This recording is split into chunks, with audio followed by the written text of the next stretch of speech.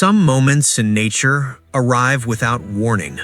They do not announce themselves with thunder or chaos. They simply unfold, slowly, quietly, until you realize you are holding your breath. There is no music for such moments, no narration, only the tension between what must happen and what still might change. This story is about a river, about a predator that waits, about a mother who refuses to accept loss, and about how survival sometimes allows mercy to slip through the cracks. The river was low that season. What once had been a wide, powerful flow had narrowed into a slow brown ribbon cutting through the land. The banks were steep and slippery, layered with dried mud and sharp stones. Tall reeds leaned over the water, whispering softly whenever a weak breeze passed through. The African sun hung high above, bleaching the colors from the world. The air smelled of dust, algae, and heat. Even the insects seemed quieter here, as if instinct told them to remain unnoticed. A herd of wildebeest approached the crossing. They came cautiously, hooves clicking against stone, nostrils flaring as they tested the air. Crossing the river was always dangerous. Every adult knew it. Every scar carried a memory. But the migration could not stop. Among the herd was a calf named Keto. He was barely a few weeks old, all legs and uncertainty.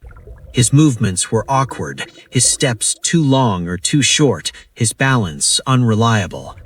He stayed close to his mother, pressed against her side, guided by her shoulder and the constant reassurance of her presence. Keto had been born on open plains, surrounded by sound and movement. There had always been bodies around him, warmth, noise, safety. Stillness was unfamiliar. Silence felt wrong. At the edge of the river, the herd hesitated. One by one, the adults stepped forward, slipping briefly before finding footing in the shallow water. The current tugged at their legs, mud clung to their hooves. Keto followed.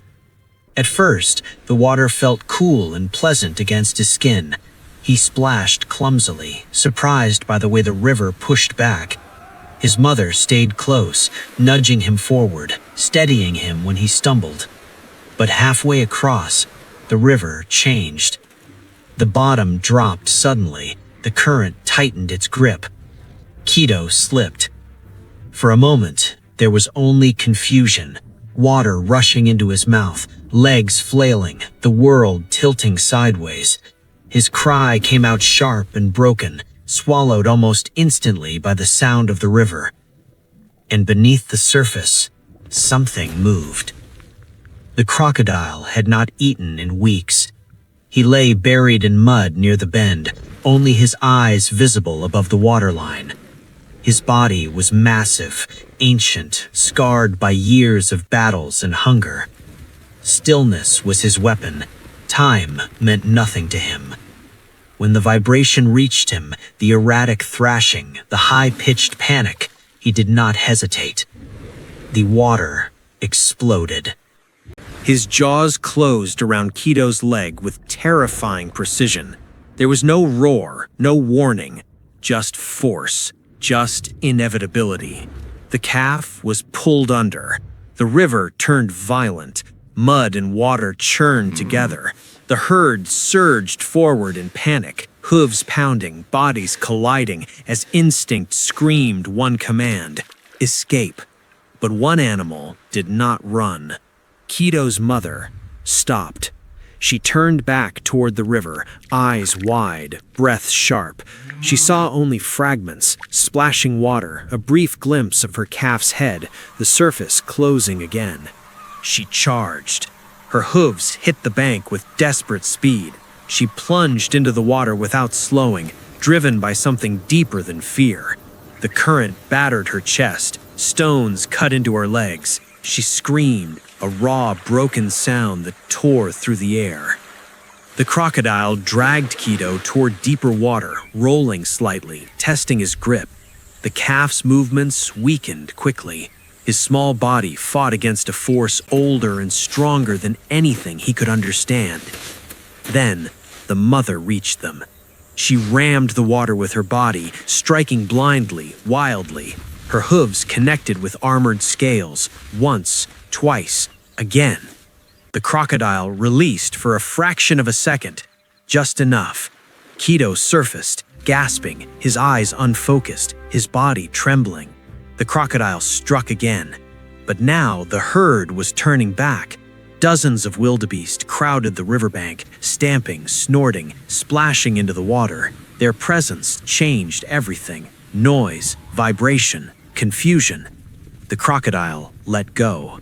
He slid back into the depths, disappearing as silently as he had come. Kido floated. His mother reached him and pressed her body against his, keeping his head above water, nudging him toward the shore inch by inch. Her legs shook with exhaustion. Every breath burned. At the bank, the herd closed in around them. Kido collapsed onto the mud, breathing shallow and uneven. His leg was wounded, blood mixed with water, staining the ground dark. The world seemed to pause. From the ridge above the river, 2 wildlife rangers watched through binoculars. They had seen many crossings. They had seen many losses. But this hesitation, this fragile line between death and survival, pulled them forward. They approached slowly, no sudden movements, no raised voices. The mother stood over her calf, trembling, ready to fight anything that came closer. One ranger knelt, the universal signal of non-threat. Minutes passed. Finally, the mother stepped aside, just enough. The rangers worked quickly, cleaned the wound, wrapped the leg, gave water. All the while, the mother watched. She did not attack. She did not flee. When the rangers finished, they stepped back. Kido breathed. That night, the herd did not move on. They stayed near the river, bodies pressed together, forming a living wall around the calf. Stars rose overhead. The river flowed quietly again, as if nothing had happened. By morning, Kido stood, unsteady, weak, but alive. And when the herd finally moved, he walked with them, one careful step at a time. Sometimes, when a river takes a calf, it feels like nature has made its choice. But sometimes, just sometimes, instinct pauses long enough to allow something else to happen. And in that pause, life continues in silence.